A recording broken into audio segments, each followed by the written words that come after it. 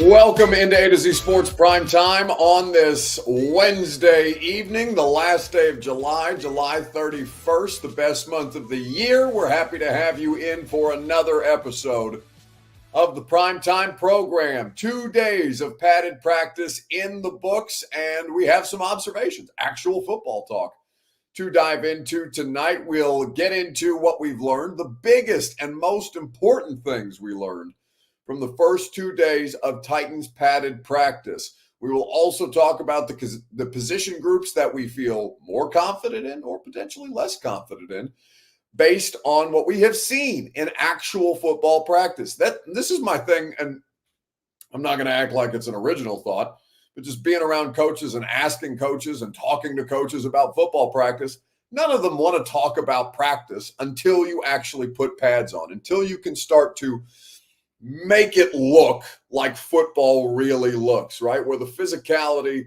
where the toughness, where the aggression, all these different things, and the discipline that's required, and execution, the skill, and everything else beyond just unbelievable talent, all the different things that you need to have to be a, not even that high level of a football team, but to be a professional football team.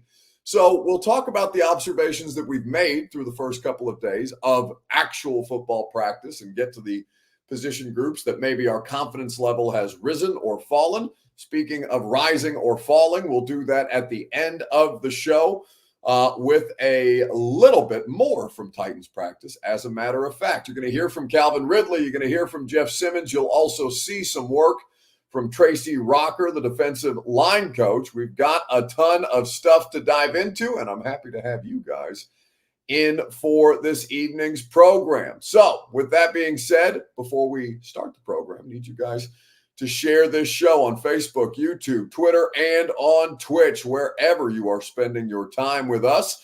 If you're on Twitter, please retweet the show in the bottom right-hand corner of your screen. If you're on Facebook Live, you can share now to public. That's in the bottom left. And if you're on YouTube or on Twitch, please subscribe to the channel. Throw a like on the video if you're so inclined, and we will appreciate your participation that way. Let's talk football after the first two actual practices where it felt like football. Welcome into A to Z Sports Prime Time from the Zen Sports Studios. I'm your host, Buck Reising. I'm proud, as always, to be presented to you by the wonderful people at Two Rivers Ford, quality American-made Ford vehicles at the South's most trusted Ford dealer, Two Rivers Ford in Mount Juliet or online at tworiversford.com. Gary Ashton and the Ashton Real Estate Group of RE/MAX Advantage. Go to GaryAshton.com and get your dream address without the stress. The Intel edge can be yours with the Ashton team. Zen Sports, download the app, plug in the promo code ATOZTN. Get up to $100 on your no danger first wager at Zen Sports, where betting just got better. And TrueMath Fitness, your first workout is free as a Middle Tennessee resident. No workout ever recycled or repeated. At TrueMathFitness.com, they have you covered. Practice after the first 2 days of padded practice. We'll have a couple of days off. They will have on-field work, but it'll be closed to the media. The next practice that will be open to the media will be on Saturday. And obviously, I won't be doing the radio show. We won't have a primetime program after that, but we will. I'll be out there. We'll be having observations. We'll be talking about all the different things that we saw and what we've seen so far to date. And what we've seen so far to date has been frankly fascinating to me. Beyond the bullshit and the drama of yesterday. And by the way, for what it's worth, Jeff Simmons and I talked before practice today. It's a very diplomatic exchange. You're going to hear from Jeff at the end of the show, but we don't need to bog down the whole thing with more stuff that doesn't really matter, right? Interesting versus important. What we're talking about tonight is important. What we talked about last night is more interesting than anything else. So, questions about where this team is at right now and what you feel like you've learned in the past 2 days, or where you feel like you've seen more, or feel like you know more, or feel like you have come away with more information that you had in the previous day or in the previous weeks of practice. The question that we're going to ask you, your Two Rivers Ford take, what's the most important thing you learned from the first 2 days of Titans padded practice? We'll discuss at length together on Facebook, YouTube, Twitter, and on Twitch in the comments section. It is your Two Rivers Ford take, as I mentioned. As always, it's presented by Two Rivers Ford, quality American-made Ford vehicles and award-winning customer service. Go to Two Rivers Ford in Mount Juliet or online at Two Rivers Ford for more information. That is where you can go for the best car buying experience possible. Matthew Maddox says, Buck, can you reimburse me some of this money? I already started selling Buck versus Big Jeff pay-per-view tickets. I'm sure people would pay to see Jeff beat the living shit out of me. He'd probably pay a lot of money. I'm sure there'd be plenty of people pay a lot of money for that. Maybe we could do it for, no, I would never do that. I value my face too much. I spent way too much money on my face, the Botox and everything else, to let an NFL player take a crack at me. Somebody texted me today, because, this shit has legs for days and days, unfortunately, and said I would absolutely take a hit in the face from an NFL player for a check. And I said, I'm not hard up for money like that. I don't need the money like that. There is no amount of money that you could pay me to get hit in the face from an NFL player. Hell no. Under no circumstances. Anyway, so we'll get to all that stuff at the end of the show. But the most important thing that you have learned from these Titans practices, what you've seen on social media, what you have read in Jim Wyatt's practice observations, all these different things. Tig says he's still worried about some of the defensive backs holding. Ryan Fields says, I've also learned, I missed his initial observation. I'm not seeing the initial one, Ryan, but either way, he says, I've learned Farley will force his way into the lineup if he keeps it up. That's an interesting thought. I don't know that I feel the same, but I'm not going to discount Caleb Farley. He's practiced. He's practicing with pads on, and he's working against DeAndre Hopkins in these one-on-ones, which is no small feat. He has the size to play with Hop. It's a question of whether he's got the movement ability and the skill. One-on-ones are always difficult, but to have the skill to be able to handle Hopkins, even if he's not peak DeAndre Hopkins, he's still a really good player out there. And one-on-ones always favor the offense, so it's a tough spot for a defensive back. And he's working team stuff too. Hell, L'Jarius Sneed practiced today in team drills. That's the first time we've seen anything that looked even remotely like that. So what you learned, Lamar says you'll do it for $1 million. Like I said, guys, $1 million is not that much money. I mean, I know I shouldn't say that. $1 million is money, but it's not actual money. Like $1 million is not that deep, especially after taxes and all those kind of things. $1 million. I mean, shit. If you invest wisely with I don't know what the average income in the United States of America is right now, but like, I feel like you could put together a reasonable investment plan that would earn you more than $1 million in your life. That's not that deep. But I think that when you talk about all the different things that you can take away from this, Caleb Farley the cornerback room is an interesting case study, right? Because why is Caleb Farley getting reps? Why is Trey Avery getting reps? Jarvis Brownlee has looked good as well, as a matter of fact. It's because L'Jarius Sneed has a management program that doesn't have him out there on the field taking part in the physical part of practice every day, but also because Chidobe Awuzie is missing, in the words of Brian Callahan, a couple of weeks dealing with a calf injury, and so it's opened up a ton of opportunities for these guys. So I think that when you look at all the different things that you can take away, the competition on the roster is all over the place, right?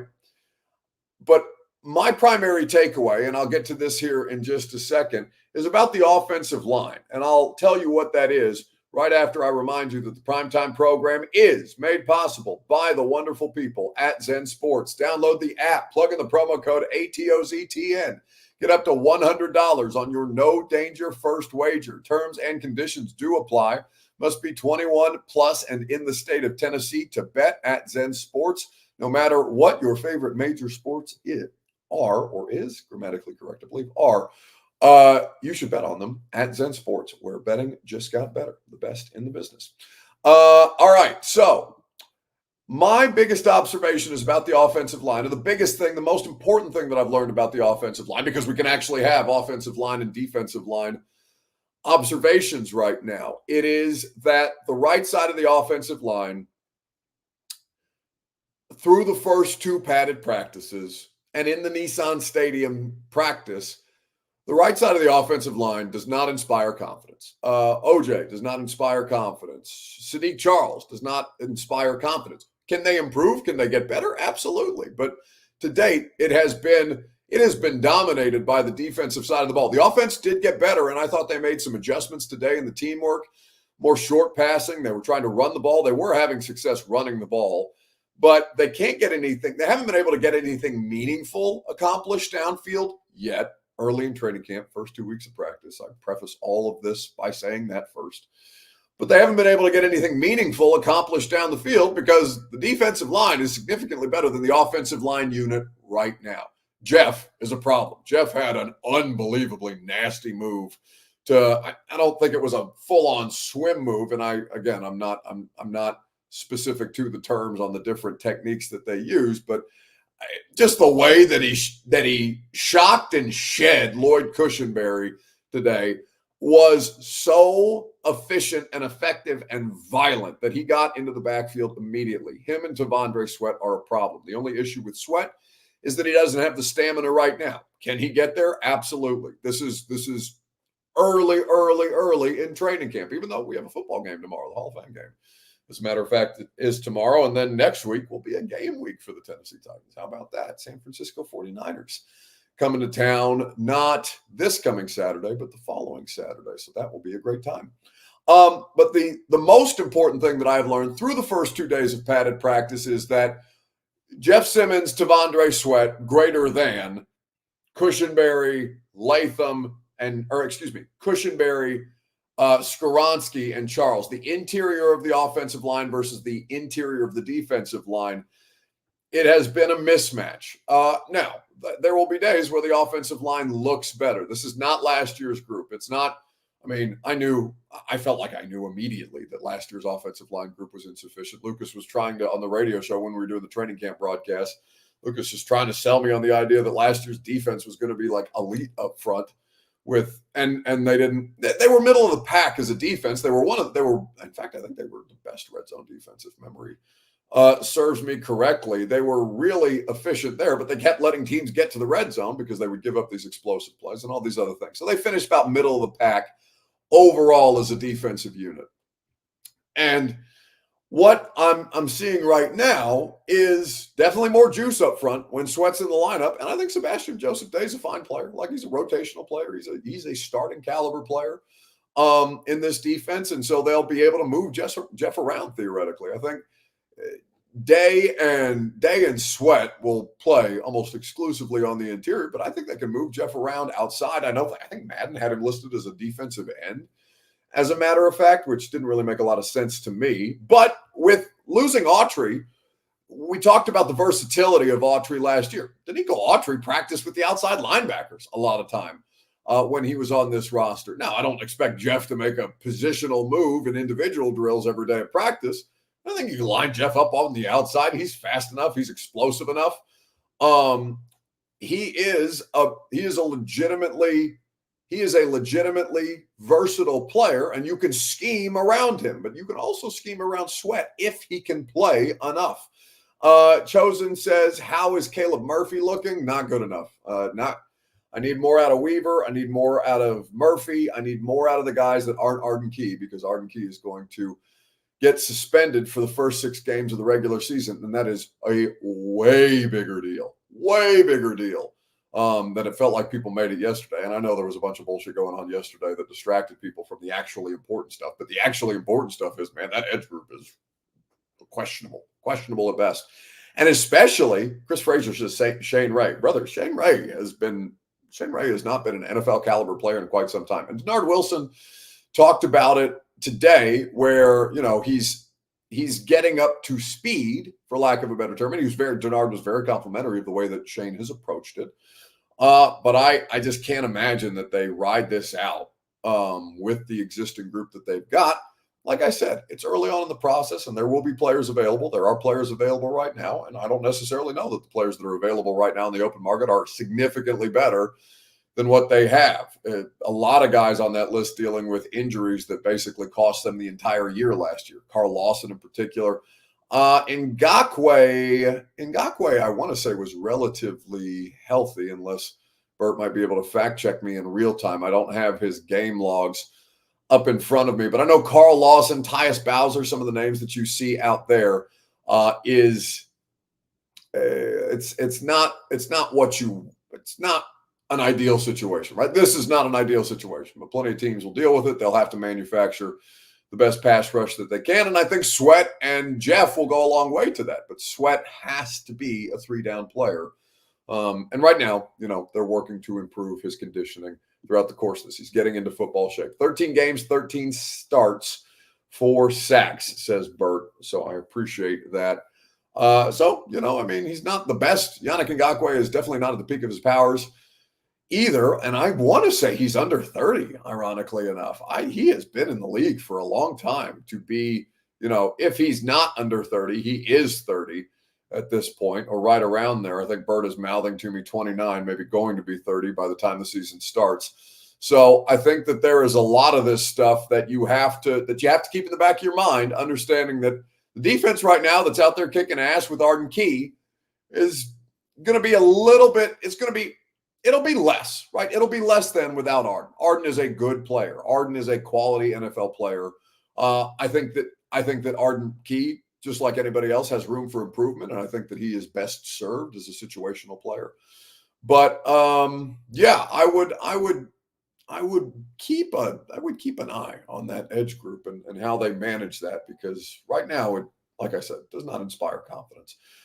We get Key back when the stretch gets good, plus Rodgers and Tua aren't going to run around our backup defensive ends. Tua's a mobile quarterback, and he's lost weight so that he can be more mobile. Now, Rodgers is 40 years old coming off an Achilles thing, and he's playing behind a suspect offensive line, so maybe Aaron Rodgers won't give you kind of issues. But the idea, and listen, in fairness, it's been a long time since I've seen Aaron Rodgers play quality football, right? It's been at least 2 seasons since that's been the case. So I don't know what he's going to look like. I'm curious to find out, but I know that they will be healthy enough early on in the season to be a threat. And I can't imagine a world where you're being dismissive of Aaron Rodgers and Tua, who was one of the most statistically successful quarterbacks last year. Again, early in the season before injuries dilapidate them. I don't want to take that Miami win away from you guys. I can't. You won the game. But I have to imagine that Tyreek Hill playing more than a quarter and a half would have made a significant impact. And early on in the season, you will see the best players be available. We will find out. This is why they play the games. So that is the most important thing that I learned at training camp at this point. We will get to position groups that we feel more confident in now that we have seen 2 padded practices on Facebook, YouTube, Twitter, and on Twitch. In the comment section, please let me know if there is a position group. There may not be, and there may be a position group that you feel worse about, frankly. You can answer however you, in the affirmative or in the negative, up to you. Which position groups do you feel like you've changed your opinion about most through the first 2 days of padded practice? Facebook, YouTube, Twitter, and on Twitch in the comment section, if you would be so kind. While I remind you that True Man Fitness is the best place for you to go to get your fitness goals accomplished. No workout ever recycled or repeated. True Man Fitness with the group fitness classes, with the personal training, with a facility that is top-notch and conveniently located downtown Nashville in the Gulch, about 8-minute drive from where I'm sitting right now in Germantown. TrueManFitness.com for your first workout free as a Middle Tennessee resident, or sign up for a membership and get the best of what True Man Fitness has to offer. Okay, so position groups that you have changed your opinion about. Positively, negatively. I'd rather not see a push in there, but I don't think that helps the conversation.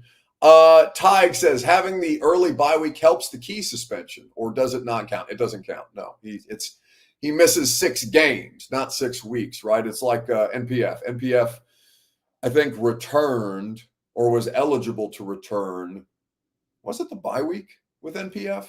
It was right around there, I want to say, because he played in that Baltimore game because Dillard got benched. Anyway, we don't have to rehash that. Point being, the bye week does not count towards key suspension, so you'll have to let that one expire. Locked in with Harp says Burks is looking consistent. Traylon has looked nice, training camp.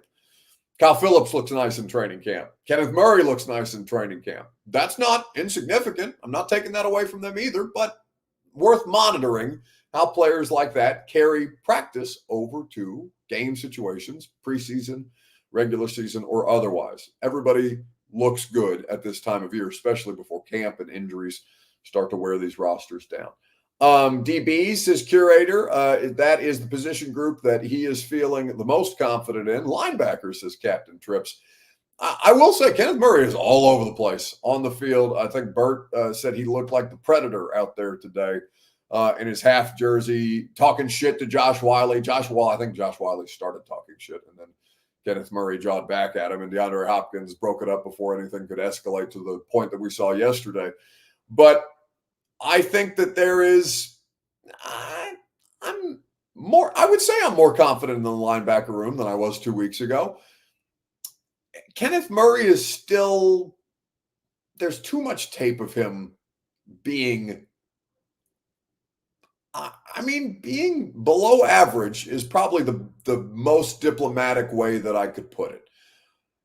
And there is some good tape of him out there, but it's far less than the tape of him looking out of place or out of position or over pursuing or, just being a really high level athlete, but not being the best and most disciplined off-ball linebacker. Now, they have a different role, it sounds like, for him here than they did in Los Angeles with the Chargers. And, it could be Brandon Staley's fault why Kenneth Murray didn't succeed. I don't know the details or the impact that the coaching staff, the previous coaching staff that he was under, beyond Staley, had on him. So perhaps Denard Wilson will be able to maximize this, and we're starting to see some dividends of that throughout the course of camp. But I would say that Kenneth Murray is still a bigger question mark to me.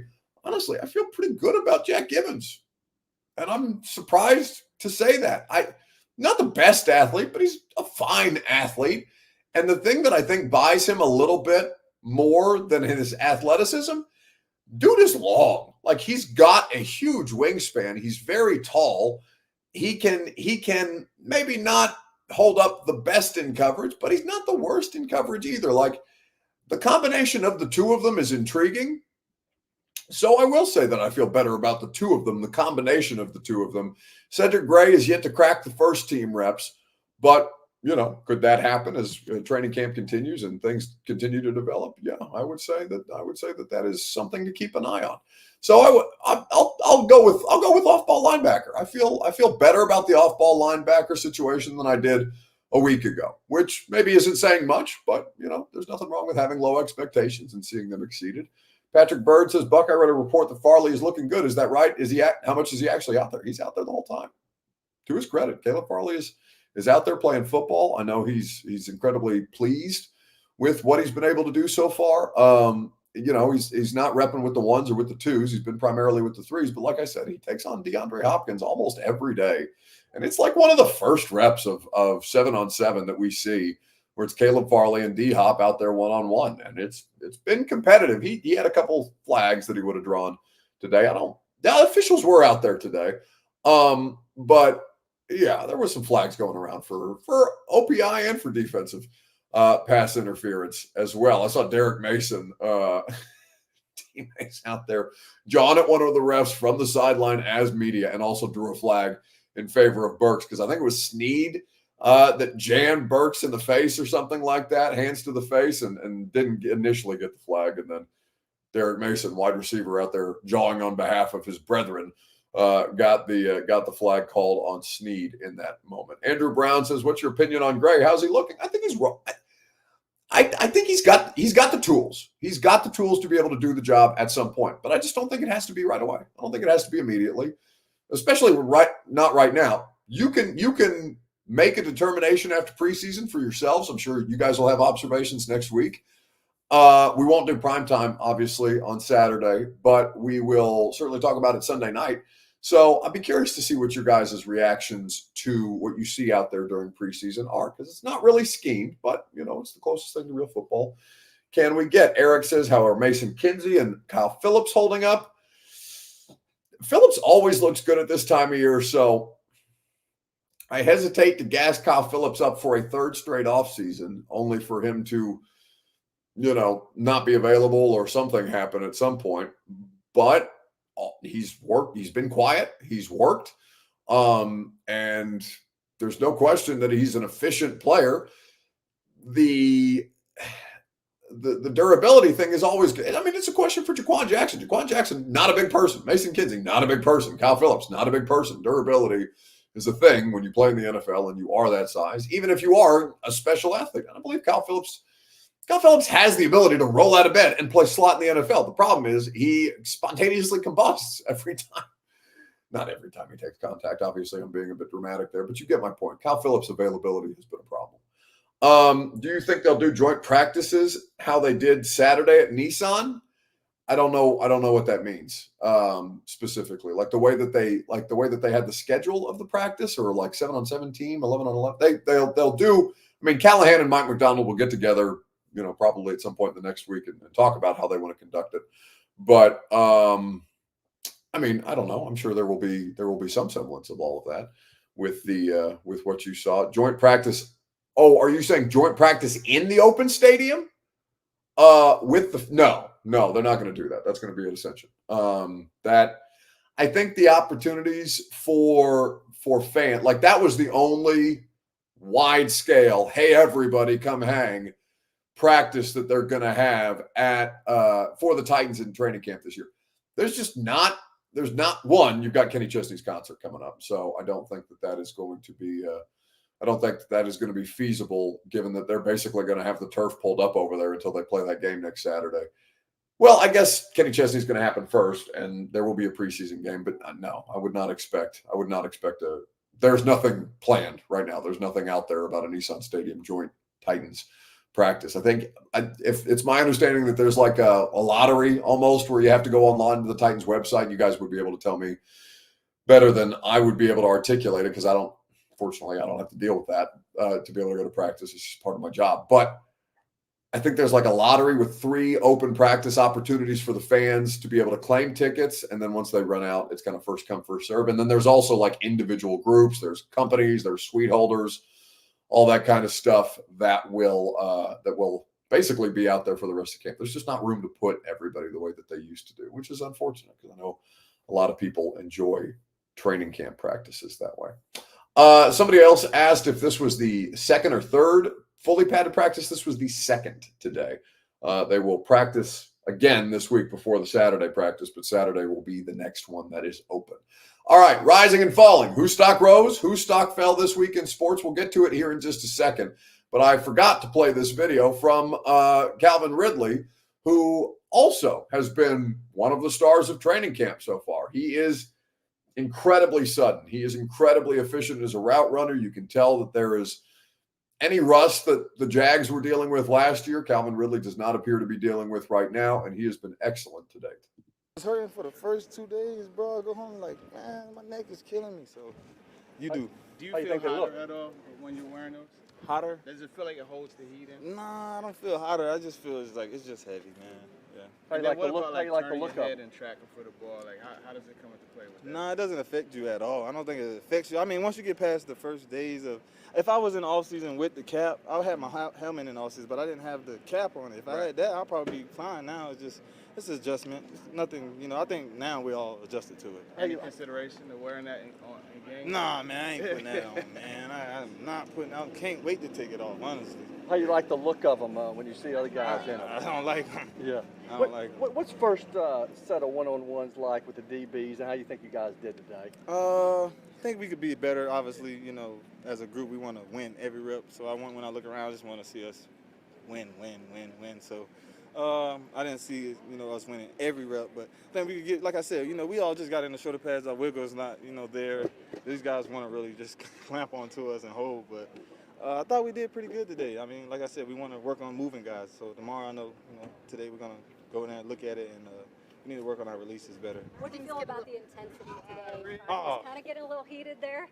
I love that stuff. That stuff make it easier to come practice because you just, you don't want practice to just be lame and chill. You don't want fights, obviously. We're teammates, but that brings the juice. It shows that, we got a lot of, competitive people on both sides of the ball, and, offense might be getting after them, defense might be getting after us, and, it just shows, that, we got some dogs on both sides, and I do like that, though. I do. Can't have softness on the, in the trenches. That is Calvin Ridley speaking to the media. I think that was Tuesday. So there is a lot of optimism about the wide receiver core. There's also a lot of optimism about the off-ball linebackers based on where the expectation, I think, for one was. I think a lot of people have high expectations for this wide receiver room. You should. And what I will say, though, is defense has been the story of the first 2 days. It's not been smooth sailing for the offense. First couple of padded practices. They've got a lot of things to iron out. That is what it is. So we will see. Tyler Boyd's stock has rose. Yes, rising and falling. Whose stock rose? Whose stock fell this week in sports? Matt, Devin Mills says if they started on Monday, well, they didn't start on Monday. They started 2 weeks ago. Padded practices started for the first time Tuesday. So yes, in theory, if you're taking me literally what I said, and I did say that I think of padded practices as being the first real football practices, even though there are far more practices without pads than there are with pads. No, they've been training camp. We're 2 weeks underway. This is excuse me. This has been now the first full week of training camp after today's practice concluded. So that's where that's at. All right. Whose stock rose? Whose stock fell this week in sports? It can be Titans related. It could be Olympics. It could be whatever you want. Whatever your vibe is. It is always right after we tell you that the primetime program is made possible by the Ashton Real Estate Group of RE/MAX Advantage. Go to GaryAshton.com. Get your dream address without the stress. Get the intel edge you need to succeed, and you can only get it at GaryAshton.com, the official real estate agent of the Nashville Predators. Gary has you covered. Okay, so stock up, stock down, training camp related. That's fine if you want to do it that way. Sports related, just in general, however you want. Sweat? Question mark? Yeah, I mean, he's practicing. It's like I said, the conditioning needs to improve, but so far, T'Vondre Sweat available and working through it. Tyler Boyd's stock has risen. Number one overall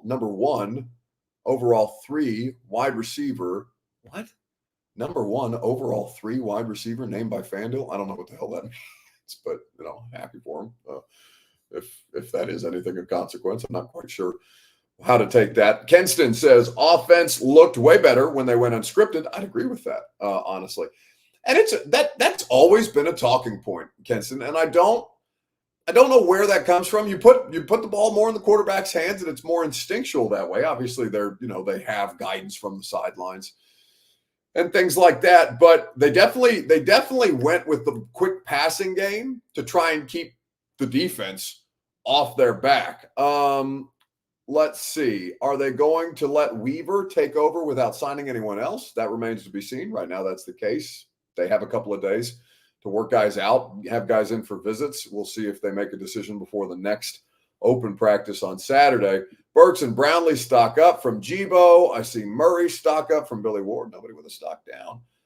Stock up on me and 104.5 The Zone. No, I don't think that's true. Here's what I'll say. Stock up on Jeff. Stock up on Jeff Simmons, because I mentioned today earlier that Jeff and I had a conversation this morning.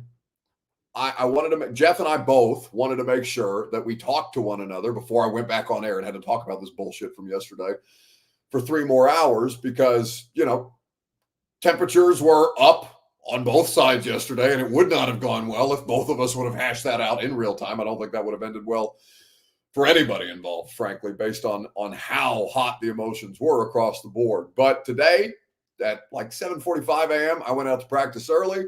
I said, Jeff, you want to go first, or you want me to go first? And he spoke his piece. I spoke my piece. We found common ground and mutual understanding based on that. Because, what he said to me today is, you've known me for 6 years. You know that I'm not that person.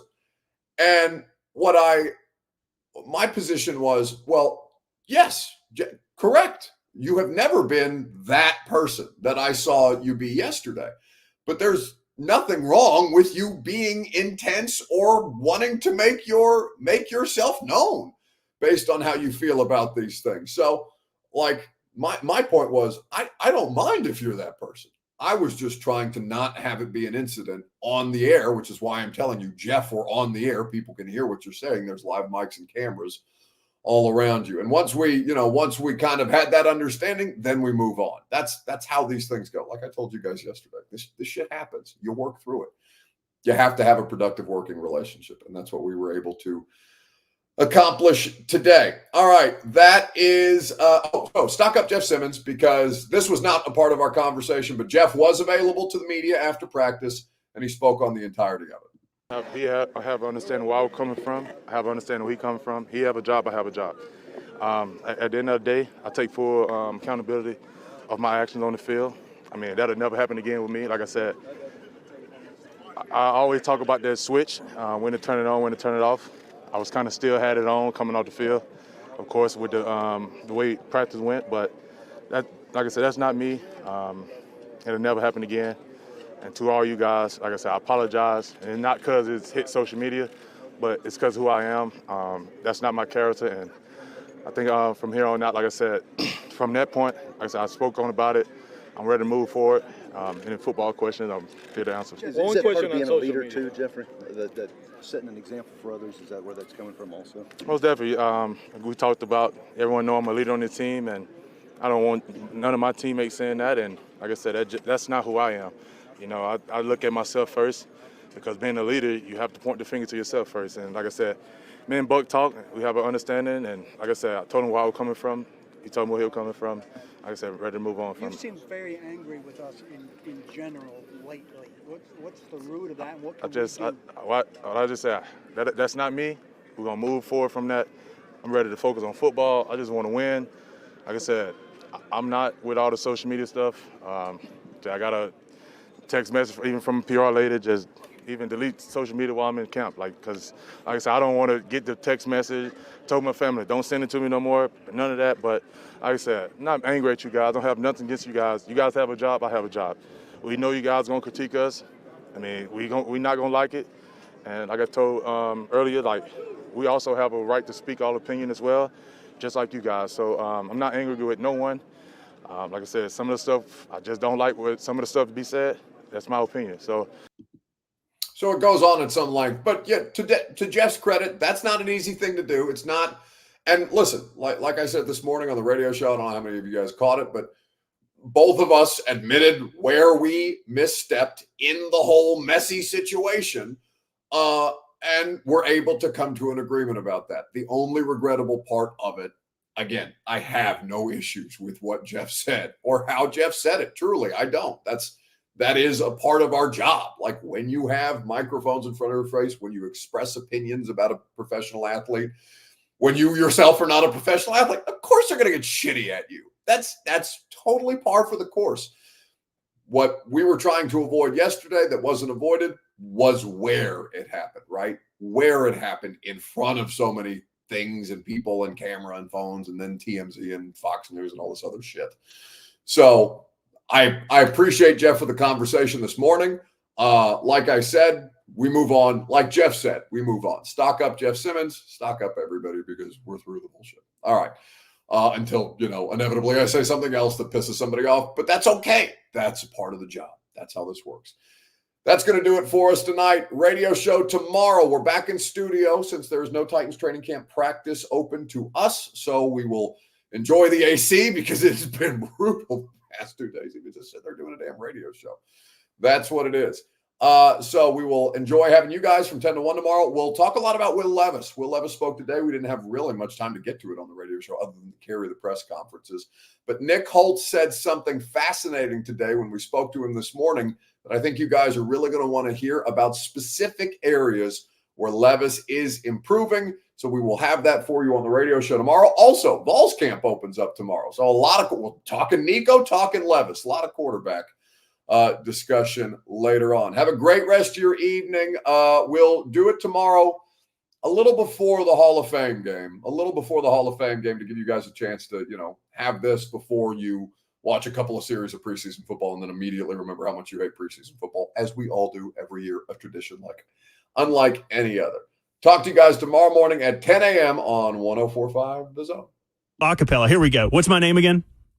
Jonathan Davis. Can you introduce me as if I was like at on Bonnaroo? Saturday Night Live? Yeah. Like it's Saturday Night Live. No, it's Bonnaroo week. Let's do it like he's the headliner. He's headlining Saturday night at Bonnaroo. Ladies and gentlemen, Jonathan Davis. Sometimes I cannot take this place. Sometimes it's my life I can taste. Sometimes I cannot feel my face. You'll never see me fall from grace. Something takes a part of me.